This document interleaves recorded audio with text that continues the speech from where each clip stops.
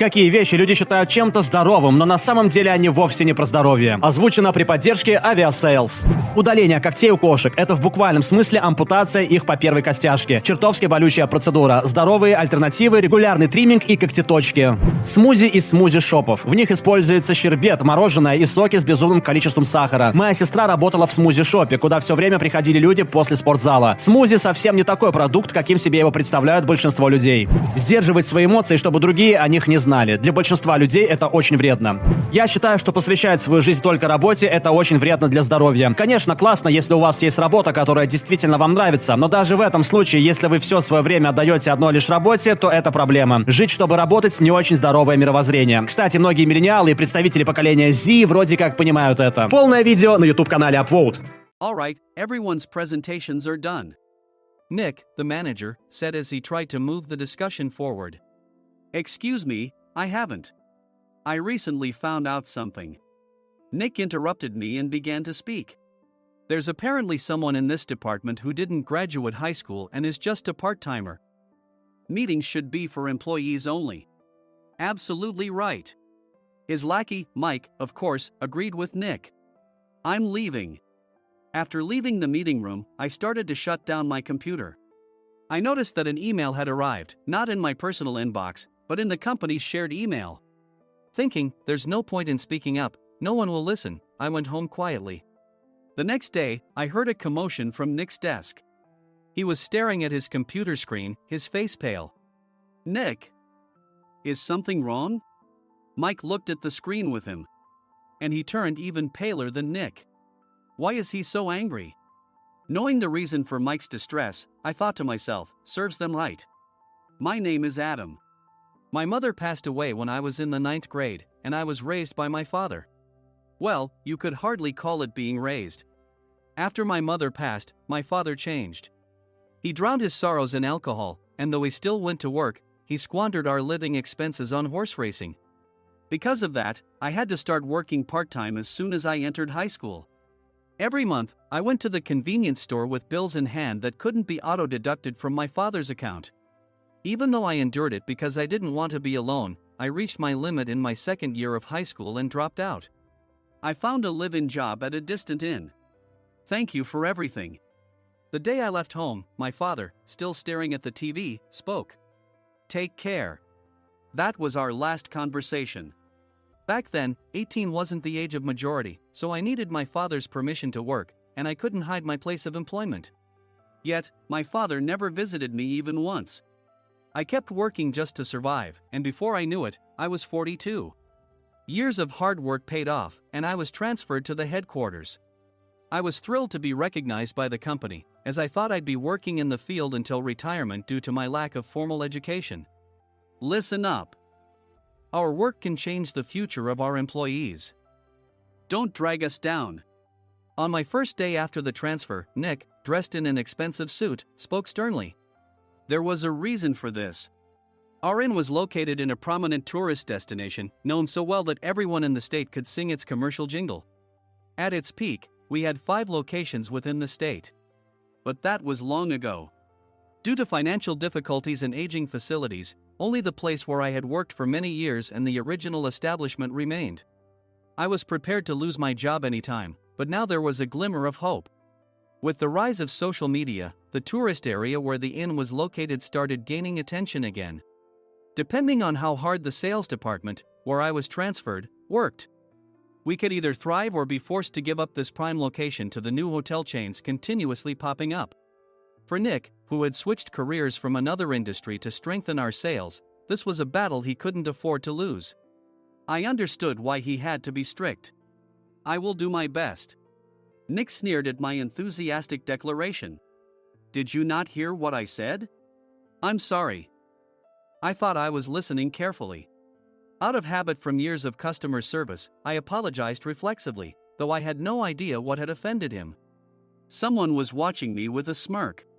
In this department, there are those who are expected to excel and those who have been shoved here because they have nowhere else to go. You are the latter. It was Mike, the section chief. He's 7 years younger, at 35. But he was called to headquarters much earlier than I was and had been moving around within the headquarters ever since. I'm not jealous, but I can't accept that he's my boss. Graduating from a prestigious university, he has an unusually high pride and caused many problems as a newbie, making things very difficult for me when I was the front desk leader. When I found out Mike was transferred to the sales department a month before me, I was disheartened. Mike is right. With just a middle school diploma, there's not much you can do. Don't even think about achieving results. As if I didn't exist, Nick remarked, I'm thirsty. Mike eagerly ran to the coffee maker. It seems Mike is Nick's lackey. I regretted being happy about my transfer to headquarters, wishing I had stayed on site forever. Send a direct mail to every company on this list by the end of the day. Nick only assigned me tasks that even a new graduate could handle. What? There are over 1,000 companies. You want me to send to all of them by today? Yes, if you and your fellow misfits split the work, even those with nowhere else to go should finish by today. I glanced at the employees typing away expressionlessly.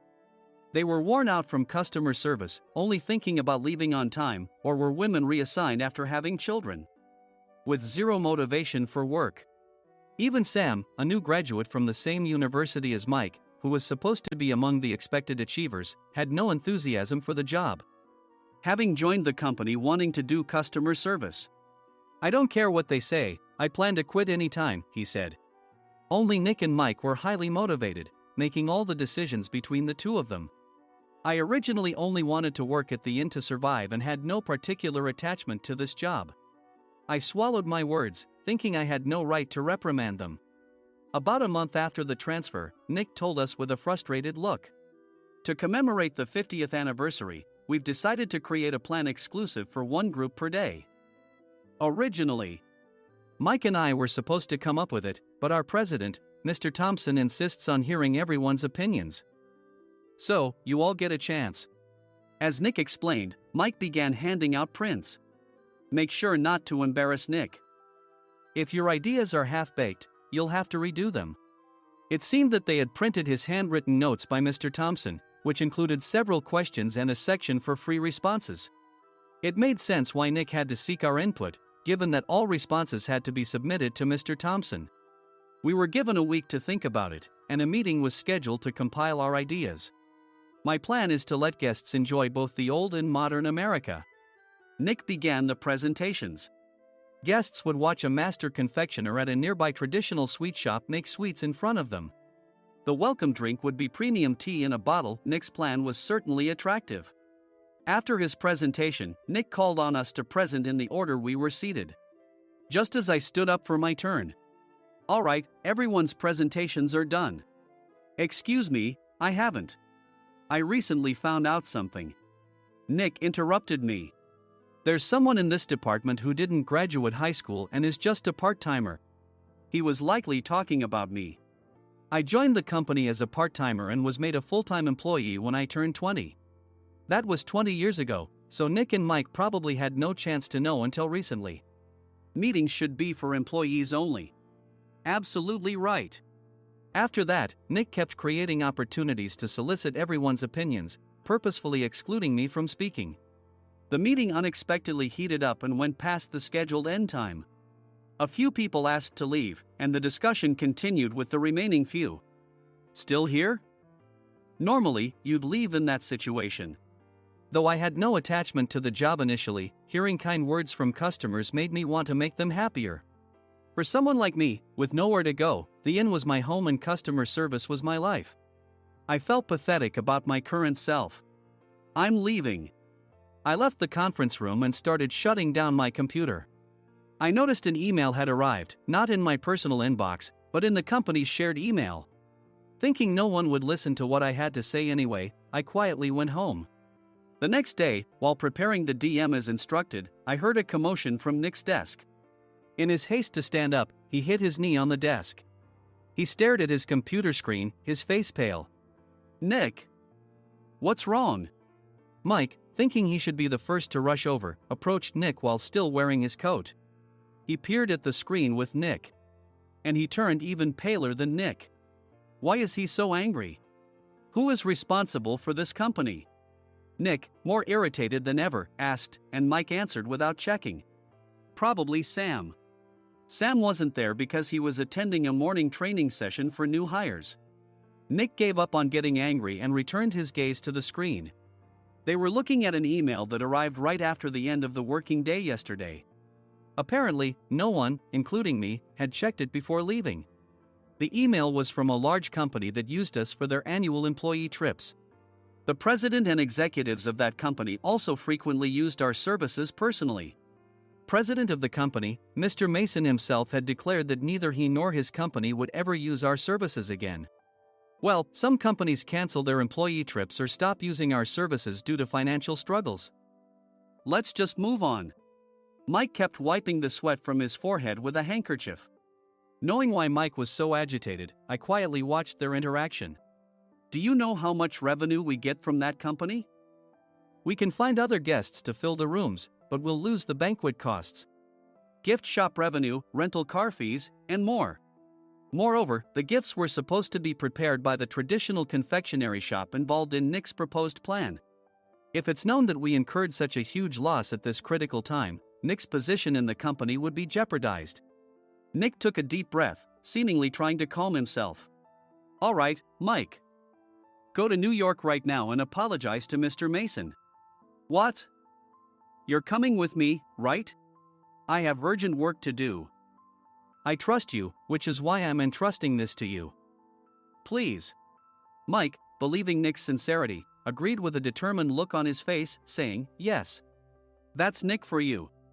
Even if Mike went to apologize, Nick would shift all the blame onto him if the client didn't change their mind. Well, it was Mike's fault to begin with, so it served him right. About 3 hours later, Sam answered a call from somewhere and repeatedly apologized, saying, I'm very sorry. Everyone watched to see what was happening. After ending the call, he informed Nick with a weary tone. When Mike arrived at the client's company, he only made things worse, further infuriating Mr. Mason. He was demanding, get his boss here immediately.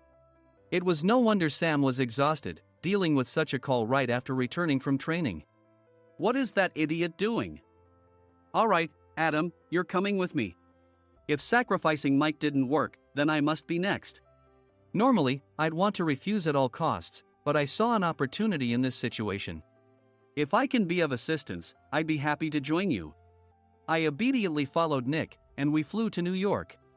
When we introduced ourselves at the reception, it became clear how serious the situation was, as the receptionist personally escorted us to the president's office. Angry voices leaked through the door, making both Nick and me uneasy. Excuse me. I'm Nick, the supervisor. I understand my subordinate has caused you trouble, and I deeply apologize. Nick, with his experience in the corporate world, knew enough to offer an apology before excuses. However, his customer service skills left much to be desired. I sighed as I saw Mike trembling like a small dog in the corner of the room. What kind of training are you giving your subordinates? Mr. Mason glared at Nick with a red face. The intensity of his gaze made even Nick take a step back. Regrettably, I joined this company only 2 years ago and was unaware of Mike's issues. I should have identified his shortcomings sooner. Indeed. I should have realized sooner. No sensible person would come to apologize and then give a lengthy presentation on the drawbacks of not using their inn. Nick froze, his mouth slightly open. Suspecting the worst, I picked up the documents that had fallen to the floor. It seemed Mike hastily prepared these documents on the plane, listing the disadvantages. Disadvantage 1: if you change the venue for the company trip, employees might suspect it's for cost-cutting reasons, leading to a negative impression. Reading it aloud half-jokingly, Nick snatched the papers from my hand and checked the contents with a furious expression. Among the stack of documents was a receipt from a nearby convenience store's copy machine. I felt a pang of dread, hoping he hadn't shown the receipt as well. What do you think he said when I asked what kind of nerve he had to do this? I'm very sorry. Faced with the dire situation, Nick must have thought there was nothing left to do but apologize. In a voice smaller than I'd ever heard from him, he uttered words of apology. He said, I'm a Harvard graduate. I don't believe I said anything wrong. Mike, what have you done? Forgetting his plan to pin the blame on Mike, Nick yelled loudly, even in front of Mr. Mason. I didn't do anything wrong. You're still saying that? Look at him. Mike pointed at me with a shaking hand. I was assigned to headquarters in my 20s and now I'm a section chief. This guy only made it to headquarters at 42. Everything I've done proves I was right. So why are we losing the contract? Having said his piece, Mike collapsed to the floor. Of course. You were sent there because you had nowhere else to go. Mike never expected to hear such words from someone he looked down upon. He lunged at me, and Nick hurriedly stepped in to stop him. Mr. Thompson told me Mike is a quick thinker, and to take good care of him. There's no way he was pushed aside. Don't make things worse here. He didn't say quick thinker, he said only quick-witted, didn't he? I don't remember that part. I recalled the many troubles Mike caused when he was a newbie. When Mike was on the front line, his pride was so high that he never apologized to customers. Customer service, especially in our job, doesn't work alone. It brings both good and bad situations. If the front staff or housekeepers made mistakes, or the cleaning company didn't properly clean a room, one had to apologize to the customers regardless of personal fault. Mike, in such situations, would never apologize, insisting he wasn't at fault. This often angered customers, and as the front desk leader, I frequently had to apologize on his behalf. He caused complaints and disrupted operations, which is why he was quickly moved to headquarters. In departments where he didn't interact directly with customers, his quick thinking was beneficial and things went well. But it seemed his flaws were starting to show. Corporate reservations are supposed to be entered into the system by the sales representative. But a quick check yesterday revealed that more than 10 items were missing from the client's reservation. The handover document clearly stated what needed to be prepared. Why didn't you enter it into the system? Why do we have to give them special treatment? Filling rooms near the banquet hall, setting up all the food in advance. Specifying the brand of wine, they're too demanding. No wonder he always angered customers, I thought, feeling a headache coming on. Grouping them in rooms near the banquet hall is for our benefit too. It makes it easier for the staff to set up beds and serve breakfast since everyone's schedule is synchronized. As for the other requests, Mr. Mason suggested them to lighten our load. I didn't know that. Nick finally seemed to realize that Mike was the one who had angered the client. What did you say to them? I just told them we wouldn't give them special treatment anymore. We shouldn't waste effort on things that don't bring in money. I was utterly exasperated at his lack of understanding of customer service. Of course, we shouldn't comply with unreasonable demands. But carrying over successful practices from past stays makes customers feel remembered and enhances their experience. Good memories encourage repeat visits. That's part of our job. I looked down at Mike, who was sitting on the floor. In our job, nothing is a waste. Mr. Thompson likely moved you to the sales department, hoping you'd finally understand this. How do you think he feels now that you failed to meet his expectations? Mike, tears in his eyes, fled the president's office. I was amazed he still hadn't apologized. You have it tough, Adam. It's okay, we're all employees of the same company. I deeply apologize for this disrespectful incident.